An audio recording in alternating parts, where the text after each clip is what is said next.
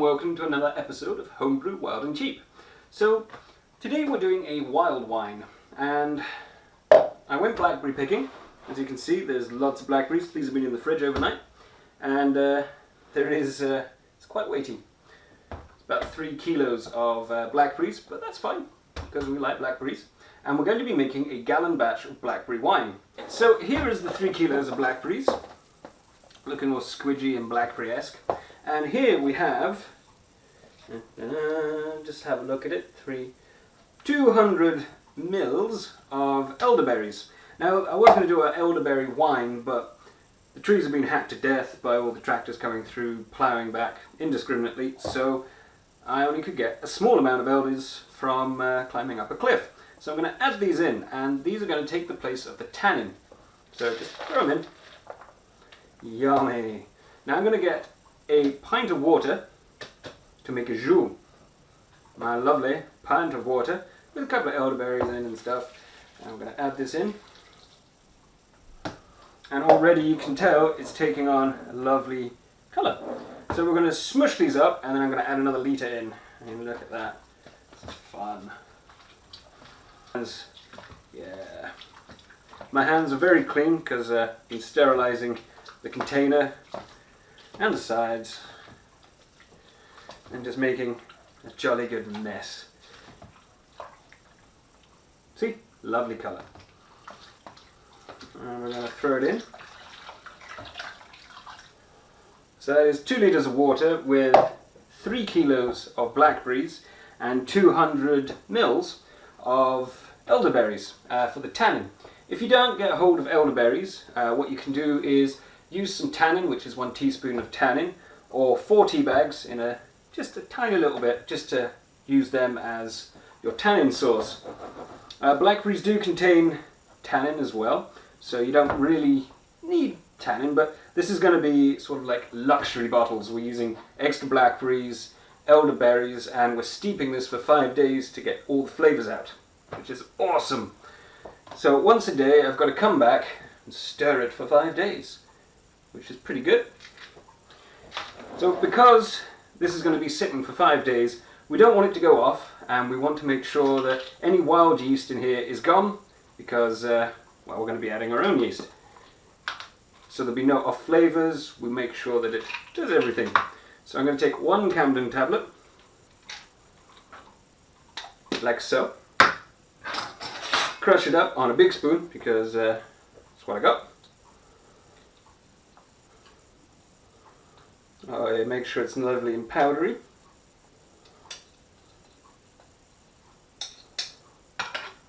And just sprinkle it in. And I'm not going to use my hands this time. I'm just going to... And this is just going to make sure that this is relatively sterile. As sterile as it can be. And now, I'm going to put the lid on, and we'll be back in 5 days' time. So 5 days ago, I started making a blackberry and elderberry red wine. Now, I've been stirring it every day for 5 days, and the result is, even though we added in the sodium metabisulfate, is that it is starting to ferment. It's got a little bit of bubbling going on, like so. But it has infused all the flavours of the elderberries and blackberries. So what I'm going to do, instead of adding more sodium metabisulfate in, I'm going to heat it up to extract all the juice that I can out of it, because I really want this to be a nice, strong red wine. And that's why we added in the elderberries for the extra tannin. So I've got my pan here, which I'm just liberally going to dump everything in. Get rid of that little fly.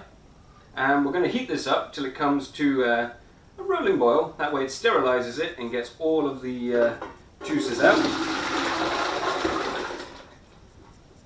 And I even get a few bits on my hand and on my face, which is good because I'm wearing an OT shirt. So this is going to be good. It's a lovely colour already, just in the water, so this should be awesome. So I'm going to heat it up. It's now on. So just leave it there just to do its thing. And we're going to be using the water bottle, which I'm sterilising because I used it before, The sterilising video, which is a bit old, but it's up there at the top there, and that will see us right. And by the time this is all done and cool, we're going to have a lovely gallon of wine. Right, so we're back. It's been about 10 minutes and it's just coming up to the boil. And you can tell it's got hot. It's killed off the yeast that had started to ferment, because we don't want that, as in the yeast experiment, which I'll be posting part 3 shortly. You'll see why. And it's hot enough now so that we know that the fruit is extracted all as much as possible. Ooh, let's give it a little taste. So it's a nice thick colour. A taste of blackberry and then bitter. It's not very sweet at all. So what I'm going to do is, since this is hot and we're going to have to let it cool down before I strain it anyway, is I'm going to put in the sugar now. Now I could reboil water after and add it back in, but I want to make sure that this is a half decent percent. Since this wine is going to take so long, might as well cover all the bases now. So I've got my kilo of sugar, and I'm just going to pour it in now while it's still on. And I'm just going to stick this in the, put it in the rubbish in a minute. And now just going to stir in all the lovely sugar.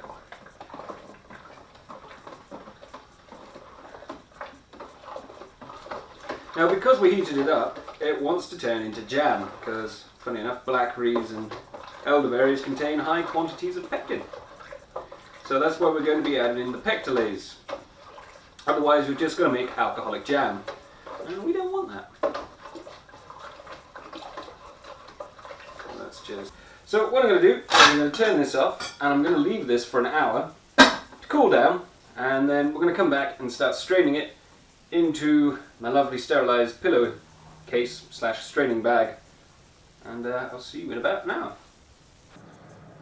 It's been an hour now, and this is now cool enough to touch and hold without it burning. It's still pretty warm, but that's okay.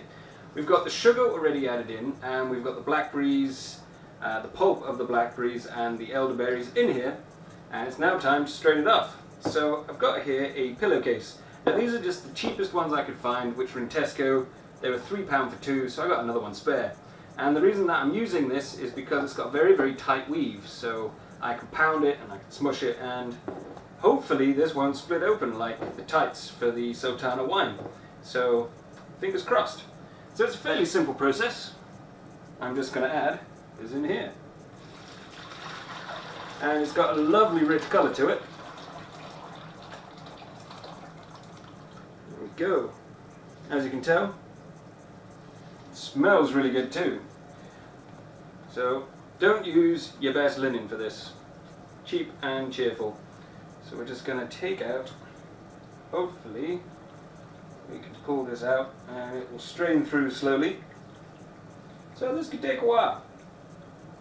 So while we're waiting for this to strain through slowly, let's go into this.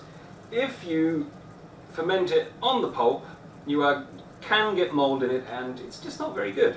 And your gallon is not going to be a gallon because you're going to have all the pulp in. So it's best to remove it before. It's eliminating one problem before you do it. Now the colour that's coming off is lovely, as you can tell by all the stuff on the side. So this is going to take a little while. You can see that this is the one. Yeah. Okay, so I've been straining this for about 10 minutes. The pulp that's left is, well, just have a look inside here. I mean, it's turned from an off-white, which was the bleach, to a nice burgundy. So, you know, if you want to dye your bed sheets, awesome. So this is what we got left with. It's a nice, almost, well, completely dry clumps. Nowhere near the amount that got put in. So that is a success. It is now dry. This has now been separated from the pulp. So what I'm going to do is I'm going to wash out the demijohn and wash my hands, and we'll be back. Maybe clean the sides. And we'll be back and we'll put it all in and get it fermenting. Awesome. Right, so we got a sterilised demijohn, a sterilised funnel. I've had the spoon, which has been sterilised. I've also got my hydrometer there sterilised. You may notice that there is blackberry juice all over the worktop, which I'm going to show you how to clean off at the end of the video, just in case you have the same problem that I do and end up with this everywhere. So, got myself a measuring jug, mainly because I put my funnel down somewhere and I can't remember where. I'm good like that. So, I'm now just going to put in this lovely sugar jus straight into here and hopefully not all over the worktop again. Slightly longer, but oh well, it's sterile, I don't mind. Pips just left in there. So apart from the bits that I've spilt everywhere, we are almost done. So what I'm going to do is I'm going to top this up to just above the rim. It shouldn't bubble too much, hopefully. So got my jug which I sterilized and I'll just top it up. You can tell it's a lovely deep, funny enough, wine color. So instead of making this sweet, we're going to do this bone dry and it's going to be awesome.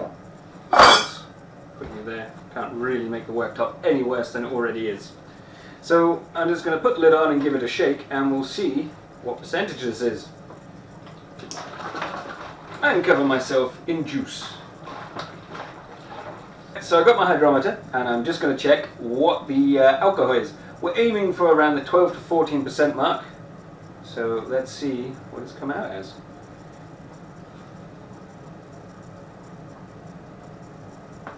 And it's resting straight on the 12% mark. And it's staining everything, including glass. Really is staining everything. So now we've got this done, I've got my spoon, which has been sterilized and dried. I've got my yeast nutrient. Now it's just to make sure that we get a good fermentation, just in case it's got slightly contaminated. It's not really needed for blackberries, but better fermentation, can't go wrong. So 1 teaspoon of the yeast nutrient. Now I know for a fact that we got a lot of pectin in here, so there is about 2 teaspoons. I can't get it all, but there is 2 teaspoons of pectolase in here, and I'm just going to put the lot in. And that's mainly because I can. No. And I've put in the pectin, so hopefully this will be lovely and it won't turn into jam, because I don't want alcoholic jam. Maybe you do, I don't. Give it a really good shake. And now, just going to pour in a light sprinkling of it. And everything else will be taken care of. So, just going to put the lid on and back it off so it's still on, but a bit loose. And that is our 12% blackberry and elderberry wine. So hopefully this will be really awesome. So this is going to take a while to ferment, and it's going to take even longer to age and make sure it's beautiful and lovely and dry. So in the meantime, get to see the extra at the end with me going, what am I doing? So this is the after video. So this is the aftermath of making the blackberry wine. I mean, it's everywhere, all this blackberry stuff, and it does stain. Especially because we used extra blackberries and the elderberries, which are they're pretty much impossible to get off surfaces. Now I already cleaned it with a cloth and so I already used the all-purpose cleaner, and it just sort of gave everything a pinkish tinge and it hasn't really cleaned anything. So the best way how to remove this from everything, because it's on the floor, I'm a messy homebrewer, that's how it goes, is just thin bleach.